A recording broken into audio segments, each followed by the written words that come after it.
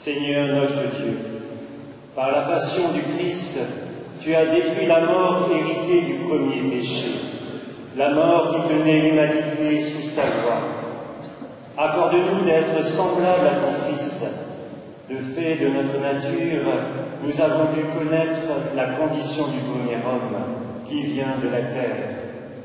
Sanctifie-nous par ta grâce pour que nous connaissions désormais la condition de l'homme nouveau qui appartient au ciel, par Jésus le Christ, notre Seigneur. Amen.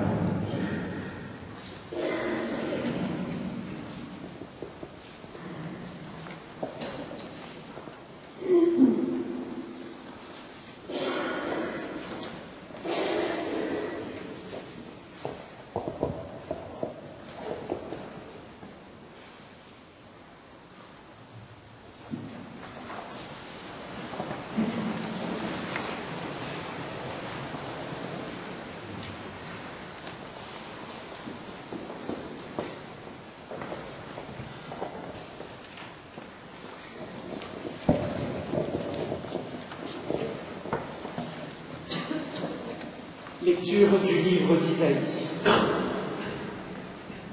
Mon serviteur réussira, dit le Seigneur.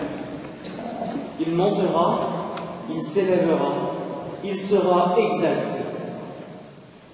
La multitude avait été consternée en le voyant, car il était si défiguré qu'il ne ressemblait plus à un homme. De même, devant lui, les rois resteront bouche bée, car ils verront ce qu'on ne leur avait jamais dit. Ils découvriront ce dont ils n'avaient jamais entendu parler. Qui aurait cru ce que nous avons entendu? À qui la puissance du Seigneur a-t-elle été ainsi révélée? Devant Dieu, le serviteur a poussé comme une plainte chétive, enraciné dans une terre aride. Il n'était ni beau, ni brillant pour attirer nos regards. Son extérieur n'avait rien pour plaire. Il était méprisé, abandonné de tous, homme de douleur, familier de la souffrance, semblable aux lépreux dont on se détourne. Et nous l'avons méprisé, compté pour rien. Pourtant, c'était nos souffrances qu'il portait, nos douleurs dont il était chargé. Et nous pensions qu'il était châtié, frappé par Dieu, humilié. Or, c'est à cause de nos fautes qu'il a été transpercé. C'est par nos péchés qu'il a été broyé. Le châtiment qui nous obtient la paix est tombé sur lui, et c'est par ses blessures que nous sommes guéris. Nous étions tous errants comme des brebis, chacun suivait son propre chemin. Mais le Seigneur a fait retomber sur lui nos fautes à nous tous. Maltraité, il s'humilie, il n'ouvre pas la bouche. Comme un agneau conduit à l'abattoir, comme une brebis muette devant les tondeurs, il n'ouvre pas la bouche. Arrêté, puis jugé, il a été supprimé. Qui donc s'est soucié de son destin? Il a été retranché de la terre des vivants, frappé à cause des péchés de son peuple. On l'a enterré avec les mécréants. Son tombeau est avec ceux des enrichis. Et pourtant, il n'a jamais commis l'injustice, ni proféré le mensonge. Broyé par la souffrance, il a plu au Seigneur. Et s'il fait de sa vie un sacrifice d'expiation, il verra sa descendance, il prolongera ses jours. Par lui s'accomplira la volonté du Seigneur. À cause de ses souffrances, il verra la lumière, il sera comblé. Parce qu'il a connu la souffrance, le juste, mon serviteur, justifiera les multitudes, il se chargera de leurs péchés. C'est pourquoi je lui donnerai la multitude en partage. Les puissants seront la part qu'il recevra, car il s'est dépouillé lui-même jusqu'à la mort. Il a été compté avec les pécheurs, alors qu'il portait le péché des multitudes et qu'il intercédait pour les pécheurs. Parole du Seigneur.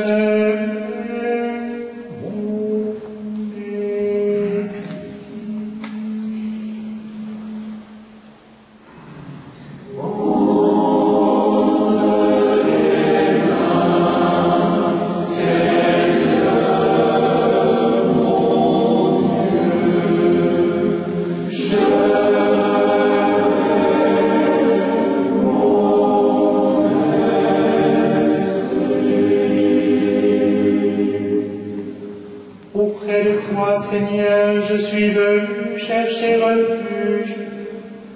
Garde-moi d'être humilié pour toujours.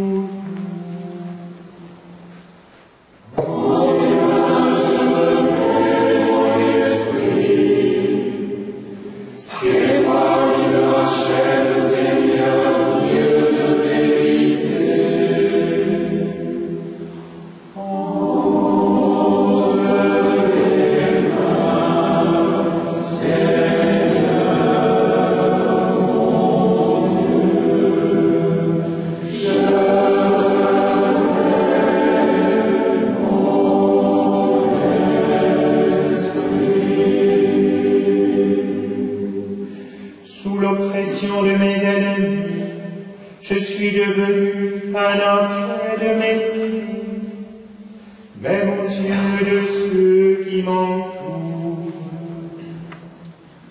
À mes amis, j'inspire la frayeur. Ceux qui me voient ils s'enfuient loin de moi.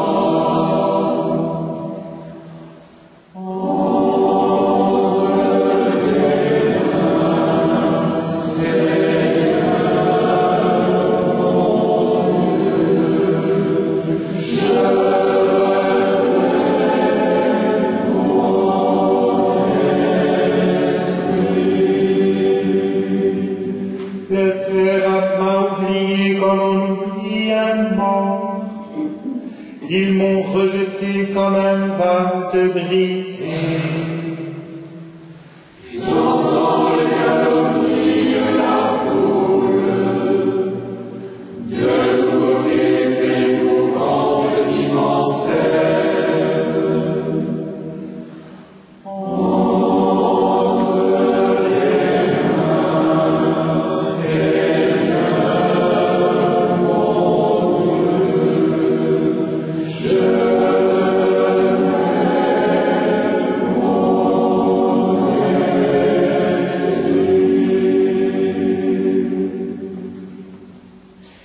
et moi, Seigneur, c'est dans toi que je mets ma foi. J'ai dit, c'est toi mon Dieu. Mes jours reposent dans ta main. Sauve-moi de la main des ennemis qui me poursuivent.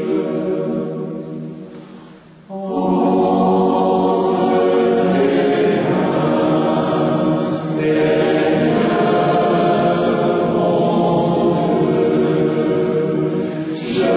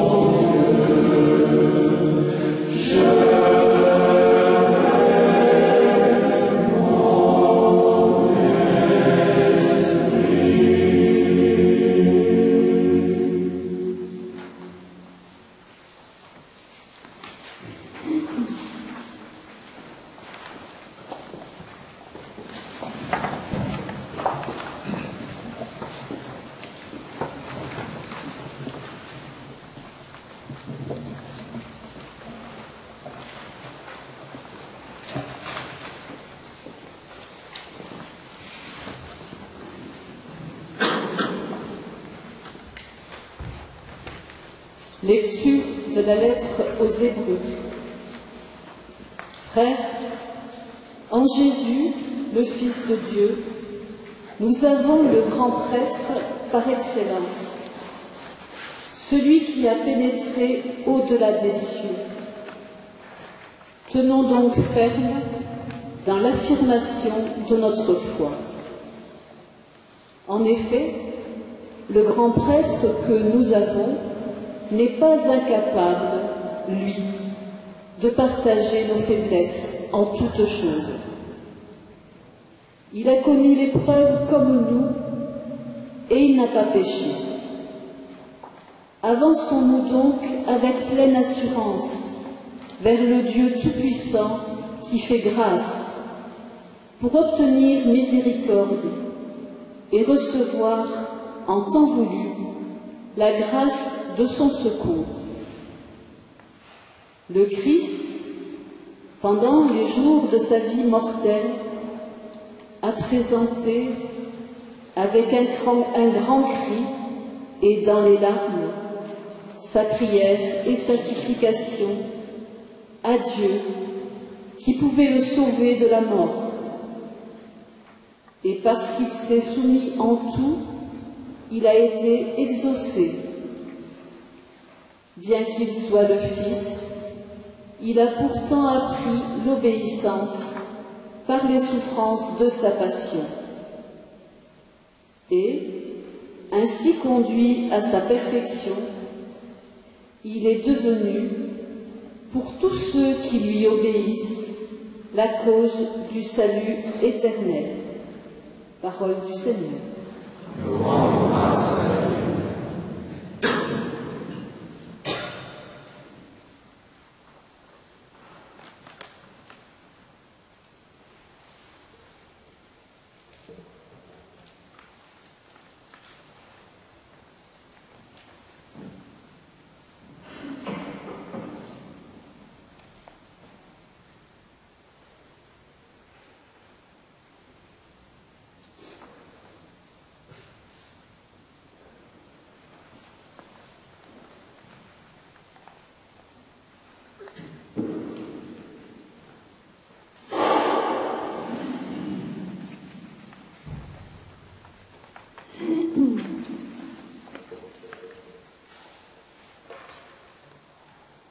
Que cherchez-vous en ce jour?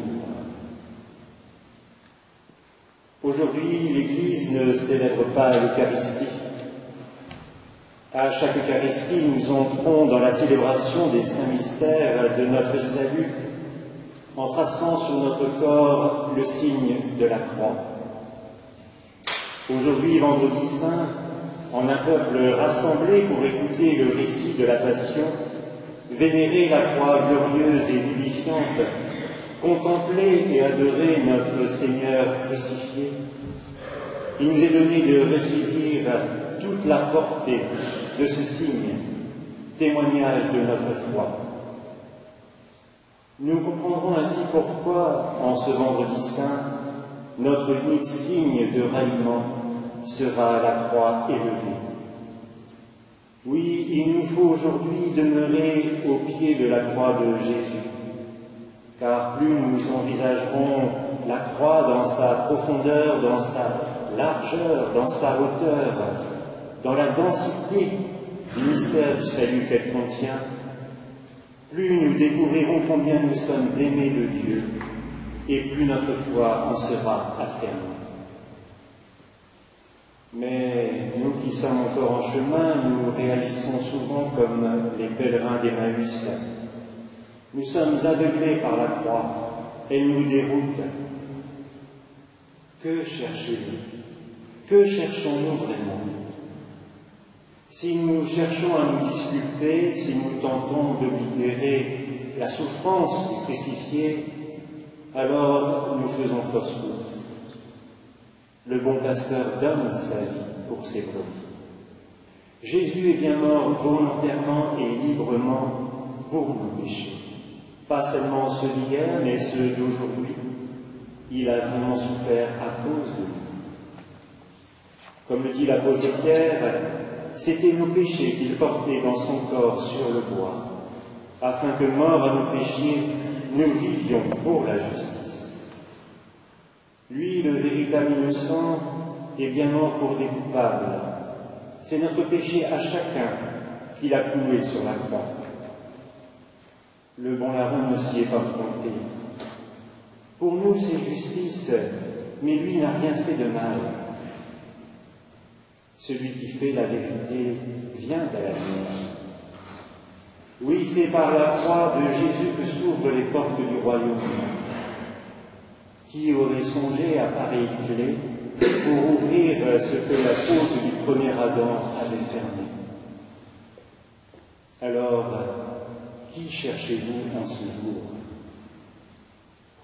Nous cherchons Jésus de Nazareth, celui qui passait de village en village en faisant le bien. Eh bien, aujourd'hui, l'Esprit qui vivifie son corps, qui est l'Église, nous dit, il est au lieu du crâne. Et là, il vous enseignera tout. Que fit-il là, pendu sur le bois du supplice? Il continue à faire le bien. Il livre sa vie par amour des hommes, car nul n'a plus grand amour que de donner sa vie pour ses amis. Sur la croix, il achève l'œuvre que le Père lui a confiée. Il les aima jusqu'à l'extrême.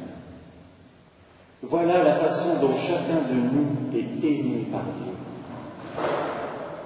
À Pilate, qui l'interroge, Jésus lui répond, « Je ne suis venu dans le monde que pour rendre témoignage à la vérité. » La vérité, elle est là, manifestée sur la croix. Qui m'a vu a vu le Père. Dans le Christ glorifié sur la croix, Jean l'a vu et reconnu. Et il rend ce témoignage. Dieu est amour. Oui, le Verbe a planté Satan parmi nous pour accomplir en sa chair, clouée à la croix, la figure du serviteur souffrant pour justifier des multitudes. Mais la croix est aussi l'accomplissement du serment sur la montagne. Oui, en ce jour où les ténèbres couvrent la terre, où notre âme est assombrie devant tant de haine, souvenons-nous du sermon sur la montagne. Il illumine la passion de manière étonnante, il la transfigure. C'est l'infinie bienveillance, l'infinie tendresse, l'infinie miséricorde du Père prêchée aux foules qui s'accomplit en cet instant sur la croix, dans celui qui est devenu objet de mépris et rebut de l'humanité.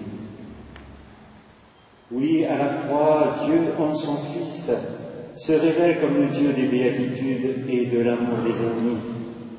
Il est celui qui ne garde rien pour lui. Il est celui qui donne sa vie pour que l'homme l'ait en abondance. Il est l'innocent qui choisit de se taire. En son corps livré sur la croix, il nous supplie de saisir l'offrande qu'il fait de lui-même. Un agneau ne peut survivre que si son entourage le veut bien. Un agneau ne s'impose pas. Un agneau ne peut rivaliser avec lui. À l'aube de sa vie publique, Jean le Baptiste nous présentait comme Jésus comme l'agneau, celui que Dieu nous donne par-delà nos fautes, nos péchés. En ce jour, voici l'agneau de Dieu qui prend sur lui le péché du monde, le mien, le vôtre, le nôtre, pour le détruire. Car la volonté du Père, ce n'est pas juger le monde, c'est pardonner, c'est continuer à donner malgré l'opprobre. L'agonie de Jésus, la coupe d'amertume qu'il boit, c'est cela même. Y compris tous ceux qui, à travers les siècles, refuseront de se laisser réconcilier avec Dieu. Jésus en croix, sans éclat ni beauté, c'est l'infini de Dieu, l'infini amour de Dieu, dressé entre terre et ciel. C'est la mesure sans mesure qui donne la paix de chaque jour.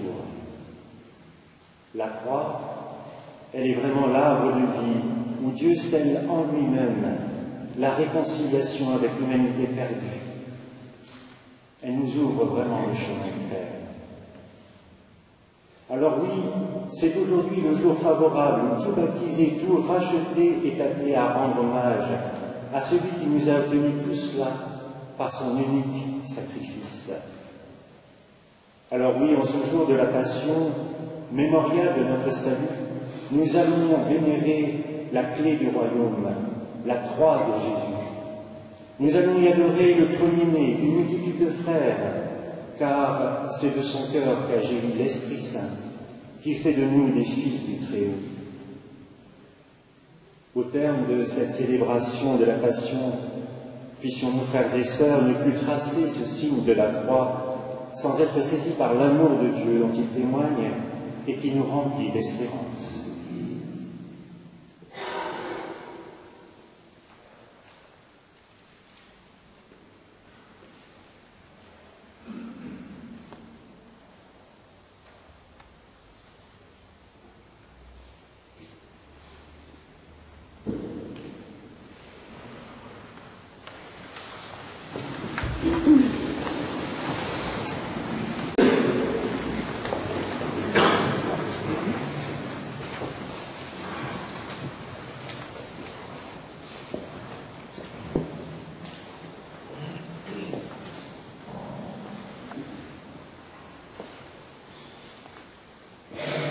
La passion de notre Seigneur Jésus-Christ selon saint Jean.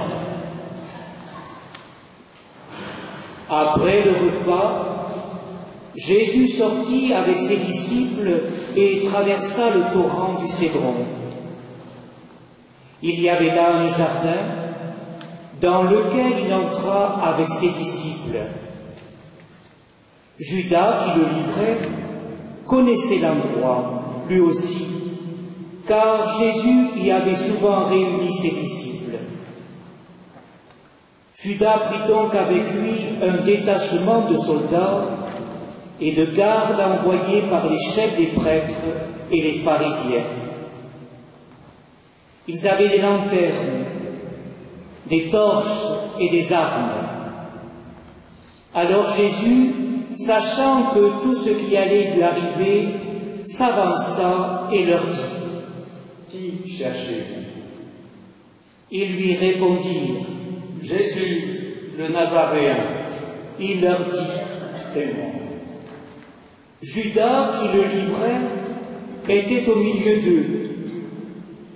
Quand Jésus leur répondit: C'est moi, ils reculèrent et ils tombèrent par terre. Il leur demanda de nouveau: Qui cherchez-vous? Ils dirent: Jésus, le Nazaréen. Jésus répondit: Je vous l'ai dit, c'est moi. Si c'est bien moi que vous cherchez, cela, laissez-les partir. Ainsi s'accomplissait la parole qu'il avait dite: Je n'ai perdu aucun de ceux que tu m'as donnés. Alors Simon-Pierre, qui avait une épée, la tira du fourreau. Il frappa le serviteur du grand prêtre et lui coupa l'oreille droite. Le nom de ce serviteur était Malchus. Jésus dit à Pierre: Remets ton épée au fourreau. Est-ce que je vais refuser la coupe que le Père m'a donnée à boire? Alors les soldats, le commandant et les gardes juifs se saisirent de Jésus et l'enchaînent.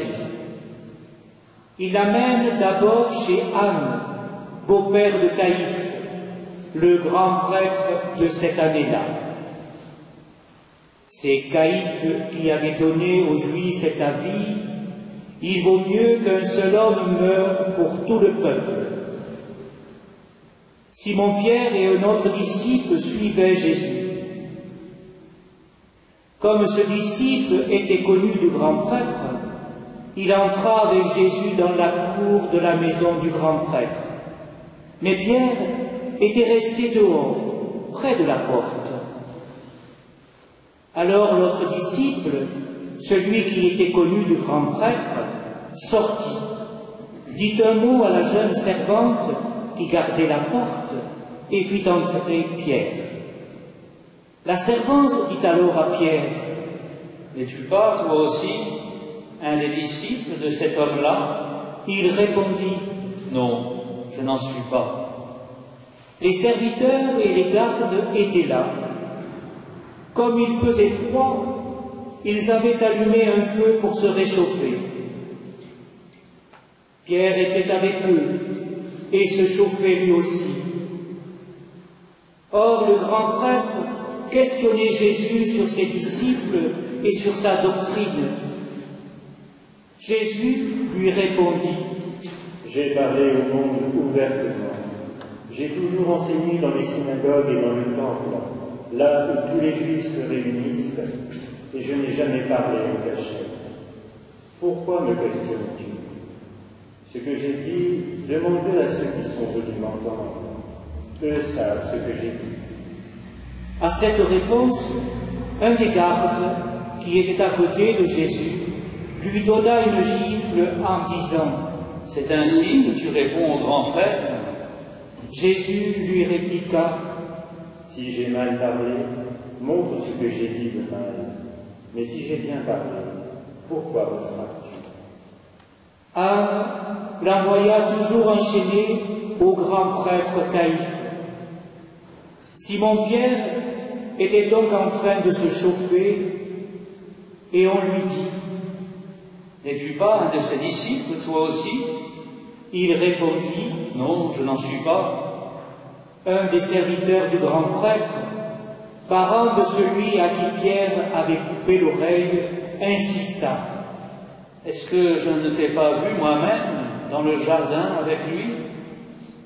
Encore une fois, Pierre nia. À l'instant, le coq chanta. Alors, on amène Jésus de chez Caïphe au palais du gouverneur. C'était le matin. Les Juifs n'entrèrent pas eux-mêmes dans le palais, car ils voulaient éviter une souillure qui les aurait empêchés de manger l'agneau pascal. Pilate vint au dehors pour leur parler. Quelle accusation portez-vous contre cet homme? Ils lui répondirent: S'il ne s'agissait pas d'un malfaiteur, nous ne te l'aurions pas livré. Pilate leur dit: Reprenez-le et vous le jugerez vous-même suivant votre loi. Les Juifs lui dirent: Nous n'avons pas le droit de mettre quelqu'un à mort. Ainsi s'accomplissait la parole que Jésus avait dite pour signifier de quel genre de mort il allait mourir. Alors Pilate rentra dans son palais, appela Jésus et lui dit: Es-tu le roi des Juifs? Jésus lui demanda: Dis-tu cela de toi-même, ou bien parce que d'autres te l'ont dit? Pilate répondit: Est-ce que je suis juif, moi? Ta nation et les chefs des prêtres t'ont livré à moi. Qu'as-tu donc fait? Jésus déclara: Ma royauté ne vient pas de ce monde. Si ma royauté venait de ce monde, j'aurais des gardes qui se seraient battus pour moi, pour que je ne sois pas livré aux Juifs. Non, ma royauté ne vient pas d'ici. Pilate lui dit: Alors, tu es roi? Jésus répondit: C'est toi qui dis que je suis roi. Je suis né, je suis venu dans le monde pour ceci, rendre témoignage à la vérité. Tout homme qui appartient à la vérité écoute ma voix. Pilate lui dit: Qu'est-ce que la vérité? Après cela, il sortit de nouveau pour aller vers les Juifs, et il leur dit: Moi, je ne trouve en lui aucun motif de condamnation. Mais c'est la coutume chez vous que je relâche quelqu'un pour la Pâque. Voulez-vous que je vous relâche le roi des Juifs? Mais ils se mirent à crier: Pas lui, Barabbas! Barabbas était un bandit. Alors Pilate ordonna d'amener Jésus pour le flageller. Les soldats tressèrent une couronne avec des épines et la lui mirent sur la tête. Puis ils le revêtirent d'un manteau de pourpre. Ils s'avançaient vers lui et ils disaient « Honneur à toi, roi des Juifs !» Et ils le giflaient. Pilate sortit de nouveau pour dire aux Juifs « Voyez, je vous l'amène dehors pour que vous sachiez que je ne trouve en lui aucun motif de condamnation. » Alors Jésus sortit, portant la couronne d'épines et le manteau de pourpre. Et Pilate leur dit « Voici l'homme. » Quand ils le virent, les chefs des prêtres et les gardes se mirent à crier « Crucifie-le, crucifie-le » Pilate leur dit « Reprenez-le et crucifiez-le vous-même. Moi, je ne trouve en lui aucun motif de condamnation. » Les Juifs lui répondirent « Nous avons une loi, et suivant la loi, il doit mourir, parce qu'il s'est prétendu fils de Dieu. » Quand Pilate entendit ces paroles, il redoubla de crainte.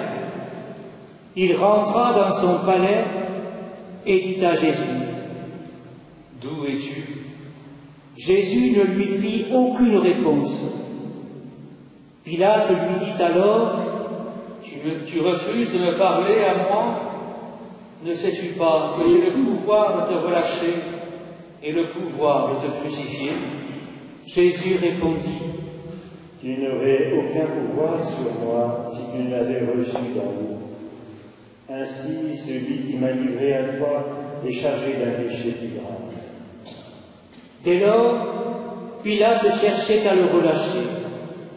Mais les Juifs se mirent à crier « Si tu le relâches, tu n'es pas un ami de l'empereur. Quiconque se fait roi s'oppose à l'empereur. » En entendant ces paroles, Pilate amena Jésus dehors. Il le fit asseoir sur une estrade à l'endroit qu'on appelle le dallage, en hébreu Gabata. C'était un vendredi, la veille de la Pâque, vers midi. Pilate dit aux Juifs « Voici votre roi. » Alors ils crièrent « À mort, crucifie-le » Pilate leur dit « Vais-je crucifier votre roi ?» Les chefs des prêtres répondirent « Nous n'avons pas d'autre roi que l'empereur. » Alors il leur livra Jésus pour qu'il soit crucifié.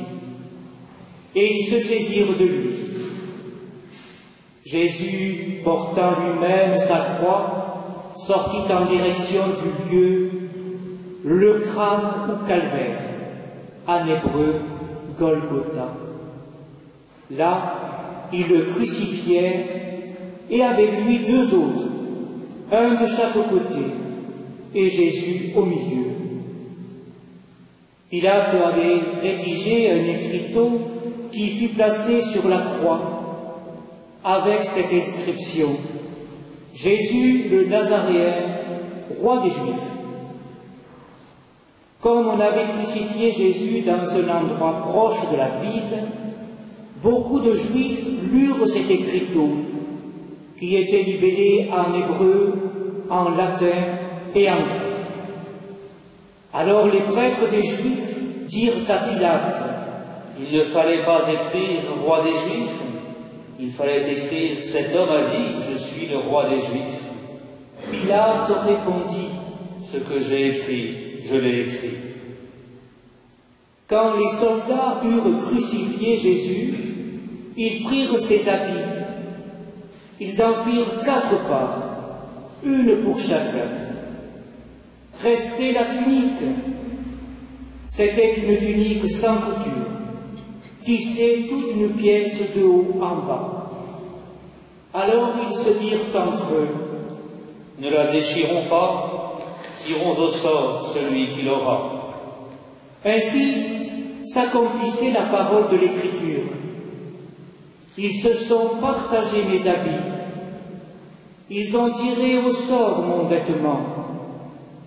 C'est bien ce que firent les soldats. Or, près de la croix de Jésus se tenait sa mère. avec la sœur de sa mère, Marie, femme de Cléophas, et Marie-Madeleine. Jésus, voyant sa mère, et près d'elle le disciple qu'il aimait, dit à sa mère, « Femme, voici ton fils. » Puis il dit aux disciples, « Voici ta mère. » Et à partir de cette heure-là, le disciple l'a pris chez lui. Après cela, sachant que désormais toutes choses étaient accomplies, et pour que l'Écriture s'accomplisse jusqu'au bout, Jésus dit, « J'ai soif. » Il y avait là un récipient plein d'une boisson vinaigrée. On fixa donc une éponge remplie de ce vinaigre à une branche d'hysope, et l'on l'approcha de sa bouche. Quand il eut pris le vinaigre, Jésus dit, « Tout est accompli. » Puis, inclinant la tête, il remit l'esprit.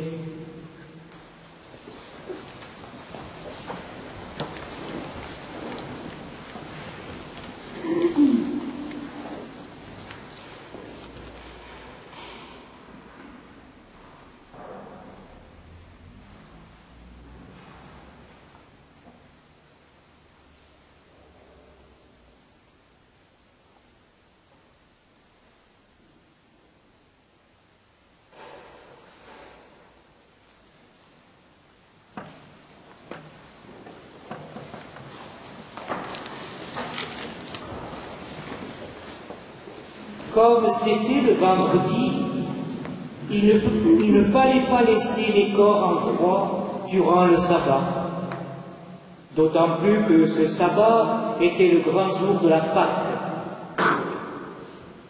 Aussi les Juifs demandèrent à Pilate qu'on enlève les corps après leur avoir brisé les jambes. Des soldats allèrent donc briser les jambes du premier, puis du deuxième des condamnés, que l'on avait crucifié avec Jésus. Quand ils arrivèrent à celui-ci, voyant qu'il était déjà mort, ils ne lui brisèrent pas les jambes. Mais un des soldats, avec sa lance, lui perça le côté. Et aussitôt, il en sortit du sang et de l'eau. Celui qui a vu rend témoignage, afin que vous croyiez vous aussi.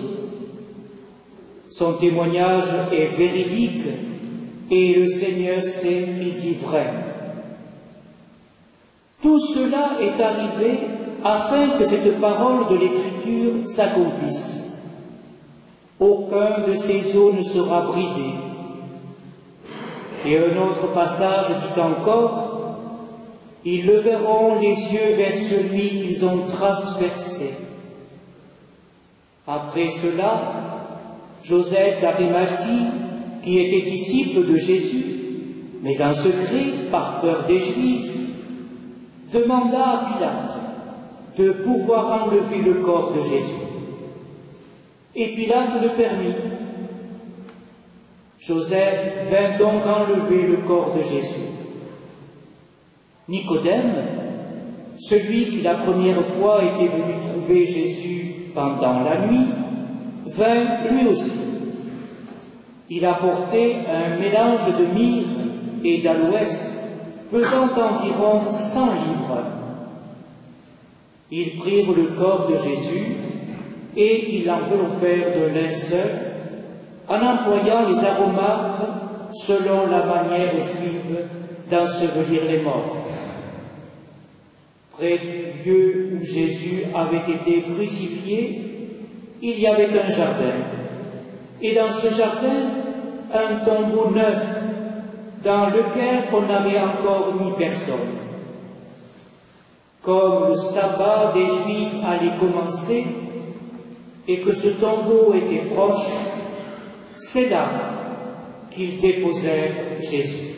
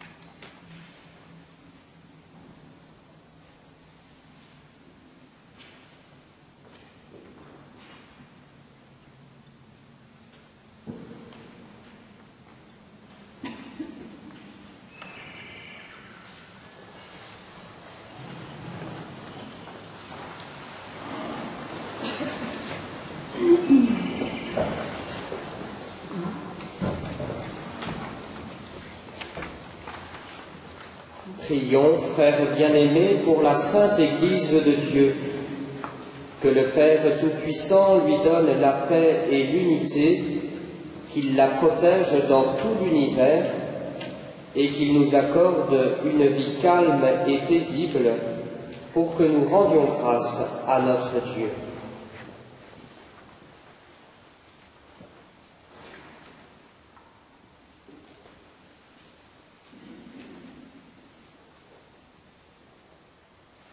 Dieu éternel et tout-puissant, dans le Christ, tu as révélé ta gloire à tous les peuples. Protège l'œuvre de ton amour, afin que ton Église, répandue par tout l'univers, demeure inébranlable dans la foi pour proclamer ton nom. Par Jésus le Christ, notre Seigneur. Amen. Prions pour notre Saint-Père, le Pape François, élevé par Dieu notre Seigneur à l'ordre épiscopal, qu'il le garde saint et sauf à son Église pour gouverner le peuple de Dieu.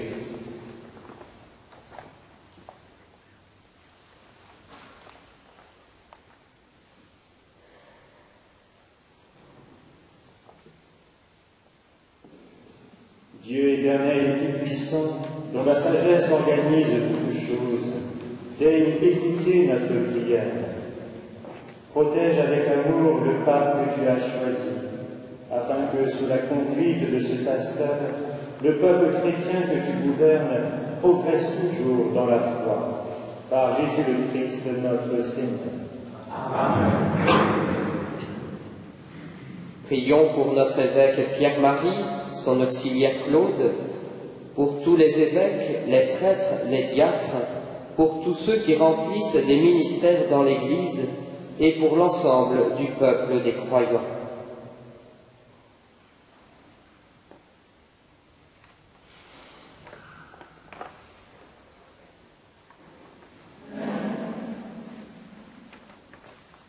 Dieu éternel et tout-puissant, dont l'Esprit sanctifie et gouverne le cœur entier de l'Église, exauce les prières que nous t'adressons pour tous les ordres de fidèles qui la composent.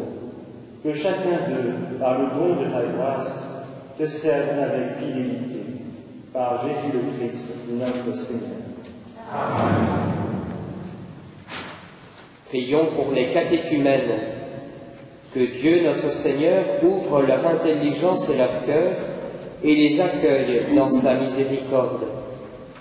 Après avoir reçu le pardon de tous leurs péchés, par le bain de la naissance nouvelle, qu'ils soient incorporés à notre Seigneur Jésus-Christ.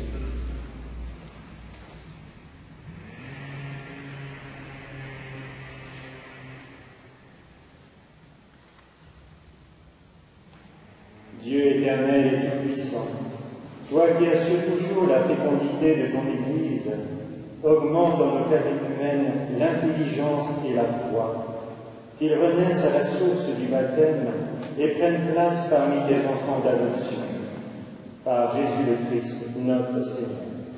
Amen. Prions pour tous nos frères qui croient en Jésus-Christ et s'efforcent de conformer leur vie à la vérité. Demandons au Seigneur notre Dieu de les rassembler et de les garder dans l'unité de son Église.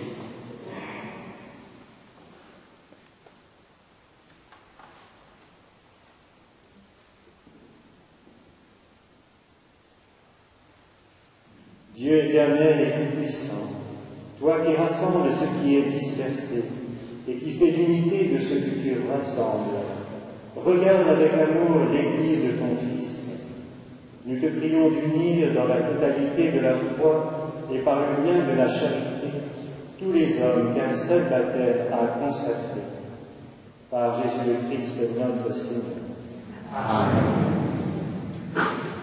Prions pour les Juifs à qui Dieu a parlé en premier, qu'ils progressent dans l'amour de son nom et la fidélité à son alliance.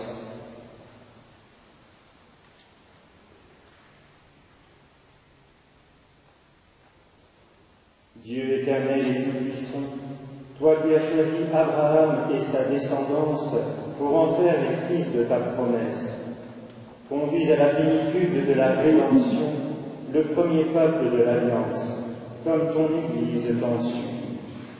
Par Jésus le Christ, notre Seigneur. Amen.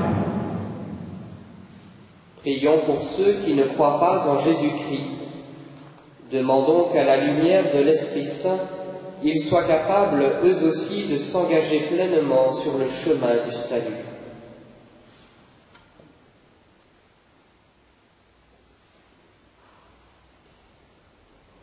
Dieu éternel et tout-puissant, donne à ceux qui ne croient pas au Christ d'aller sur ton regard avec un cœur sincère, afin de parvenir à la connaissance de la vérité.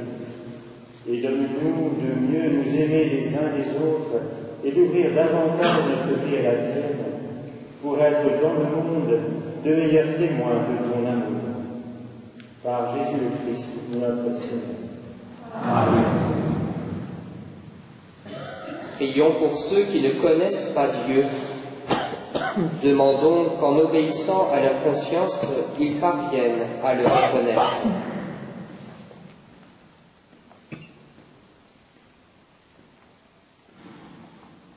Dieu éternel et puissant, toi qui as créé les hommes pour qu'ils te cherchent de tout leur cœur et que leur cœur s'apaise en te trouvant, fais qu'au milieu des difficultés de ce monde, tous puissent discerner les signes de ta bonté et rencontrer les témoins de ton amour, qu'ils aient le bonheur de te reconnaître, toi le seul vrai Dieu et le Père de tous les hommes. Par Jésus le Christ, notre Seigneur. Amen. Prions pour les chefs d'État et tous les responsables des affaires publiques. Que le Seigneur notre Dieu dirige leur esprit et leur cœur selon sa volonté pour la paix et la liberté de tous.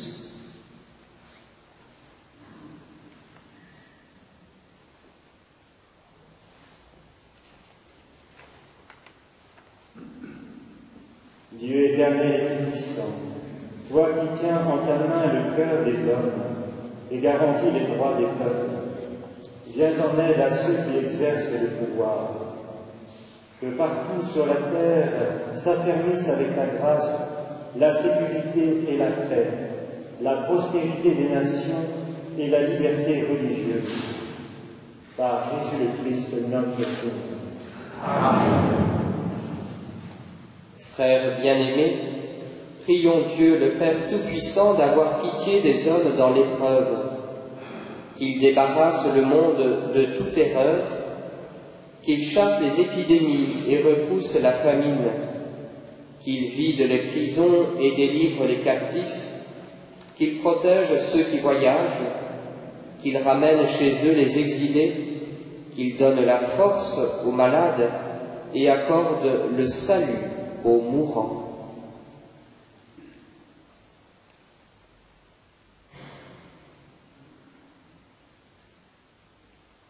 Dieu éternel et tout-puissant, consolation des affligés, force de ceux qui peinent, entends les prières des hommes qui t'appellent, quelle que soit leur souffrance.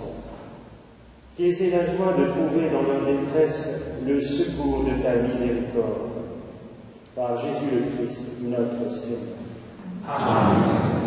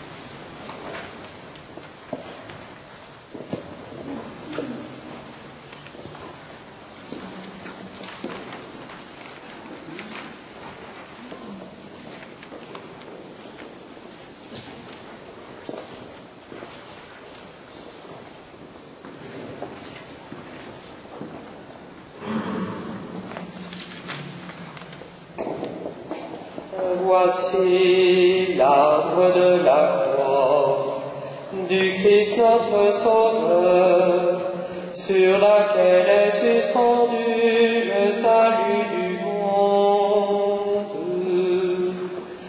Que toute la terre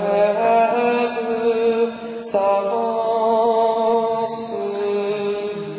Venez, adorons le Seigneur, qui sauve le monde par sa force. Venez, adorons le Seigneur, qui sauve le monde par sa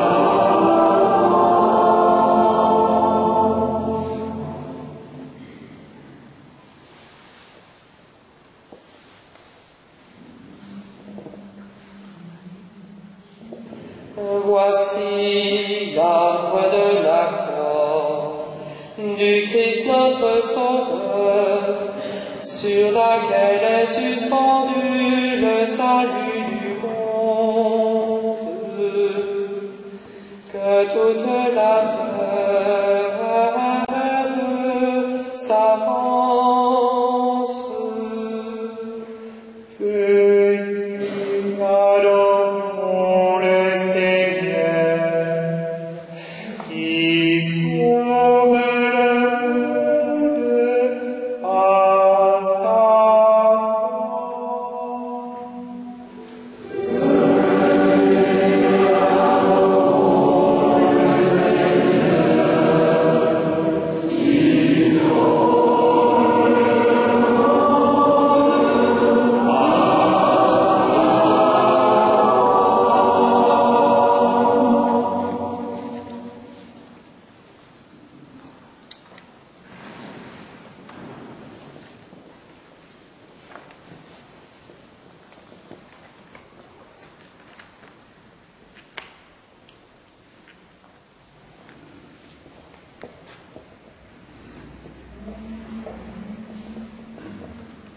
Voici l'arbre de la croix du Christ notre Sauveur, sur laquelle est suspendu le salut du monde. Que toute la terre s'avance. Venez, adorons le Seigneur, qui sauve le monde par sa force.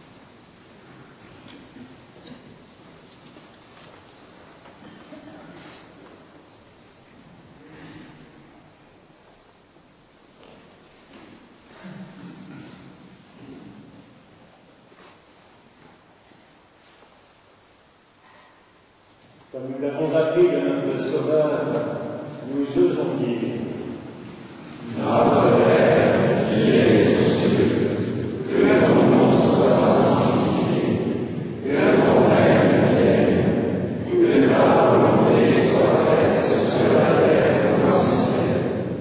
Donne-nous aujourd'hui notre pain de ce jour. Pardonne-nous nos offenses, comme nous pardonnons aussi à ceux qui nous ont offensés, et ne nous soumets pas à la tentation, mais délivre-nous du mal. Délivre-nous de tout mal, Seigneur, et donne la paix à notre temps. Par ta miséricorde, libère-nous du péché. Rassure-nous devant les épreuves, en cette vie où nous espérons le bonheur que tu promets et l'avènement de Jésus-Christ, notre Sauveur. Grâce à toi, le règne, la puissance et la gloire, pour les siècles des siècles.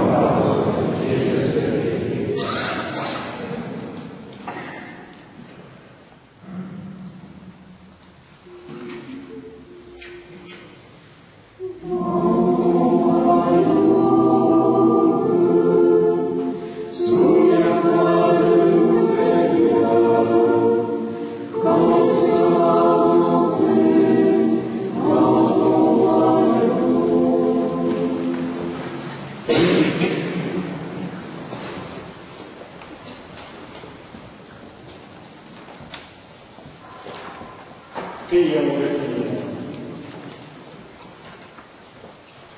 Dieu de puissance et de miséricorde, toi qui nous as renouvelés par la mort et la résurrection de ton Christ, entretiens en nous l'œuvre de ton amour.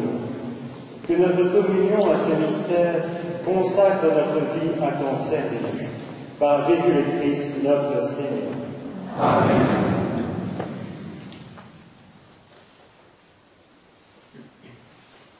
Que ta bénédiction, Seigneur, descende en abondance sur ton peuple qui a célébré la mort de ton Fils, dans l'espérance de sa propre résurrection.